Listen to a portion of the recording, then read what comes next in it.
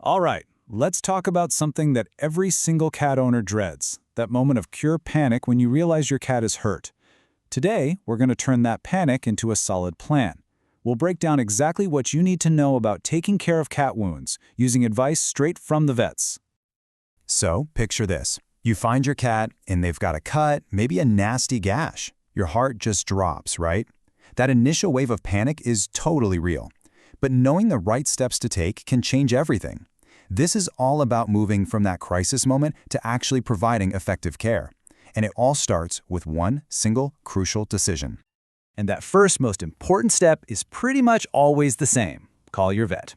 I know what you're thinking. Can't I just handle this at home? Well, for certain injuries, professional care is absolutely non-negotiable. And it really comes down to a specific medical process that you just can't do yourself. And that process is called debridement. Yeah, it sounds technical, and believe me, it is. This is not just wiping a wound with some antiseptic. No way. This is a precise medical procedure where a veterinarian has to go in and surgically remove dead tissue, dirt, and any other debris. It is an absolutely essential step for proper healing and, you guessed it, preventing a really serious infection. And this, right here, is exactly why it's a job for a professional. A vet has a trained eye. They know how to tell the difference between healthy tissue and tissue that's, well, not going to make it.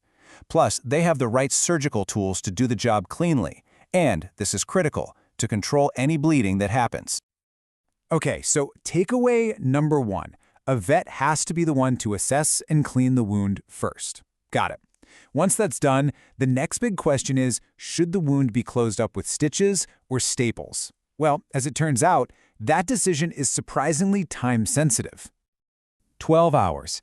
Think of this as the golden window or maybe a ticking clock. Vets are really hesitant to completely close a wound that's more than 12 hours old. And why is that? Well, because after that much time has passed, that wound is considered contaminated. If you seal it up, you can trap all kinds of nasty bacteria inside, creating this perfect warm, dark, moist little incubator for a horrible infection or an abscess to just brew. So here's a peek into how your vet makes that call. Fresh, clean cuts, especially if they're on the face or ears, bigger than ½ an inch or kind of V-shaped, those are usually great candidates for stitches. But if a wound is older, if it's full of dirt, or if it's already looking red and swollen and infected, the vet will probably leave it open so it can drain. I know it can look a little scary, but it's truly the safest way to let it heal from the inside out and stop a much bigger problem from developing. Now, leaving a wound open doesn't always mean it stays open for good. There's this really clever technique called delayed primary closure. What a vet might do is clean the wound, let it heal openly for a few days until some nice, healthy tissue starts to form, and then they'll go in and suture it shut. It's kind of like getting the best of both worlds for a contaminated wound. So, if your cat does end up with stitches or staples, how long are they going to be in for? Well, typically, you're looking at a return trip to the vet in about 10 to 14 days to get them removed. That gives the skin just enough time to knit back together nice and strong. Okay, the vet has treated the wound. Phase 1 is complete. Now comes the next phase, home care. And for a lot of cat owners, this means tackling one of the greatest challenges in the entire animal kingdom, trying to successfully put a bandage on a cat. But before we get into how ridiculously hard it is, let's talk about why we even bother. A bandage is a true multitasker for healing. I mean, look at this. It does 5 critical jobs. It keeps the wound clean. It limits movement that could tear it open again. It helps the skin heal flat. It stops fluid from building up under the skin. And of course, it keeps your cat from licking or biting the injury.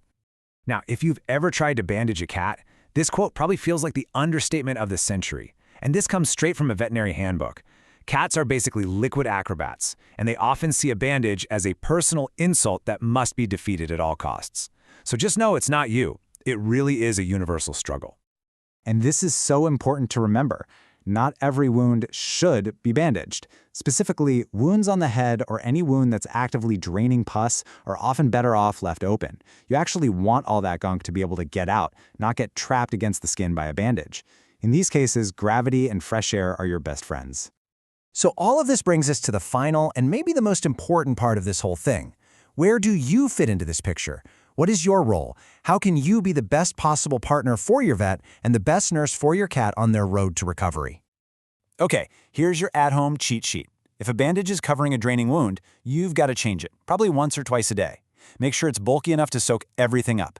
If your cat is a Houdini and keeps getting the bandage off, well, you know what's next. The dreaded but oh so effective cone of shame, the Elizabethan collar.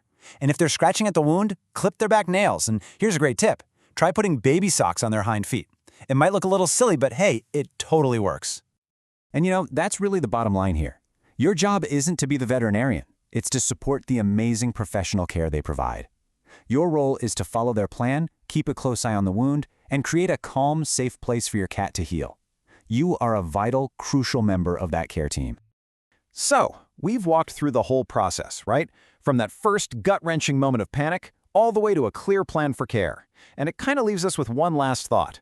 Knowing all this information is one thing, but actually being prepared is something else entirely. After seeing what's really involved, it makes you stop and ask yourself, is your pet first aid kit really ready for an emergency?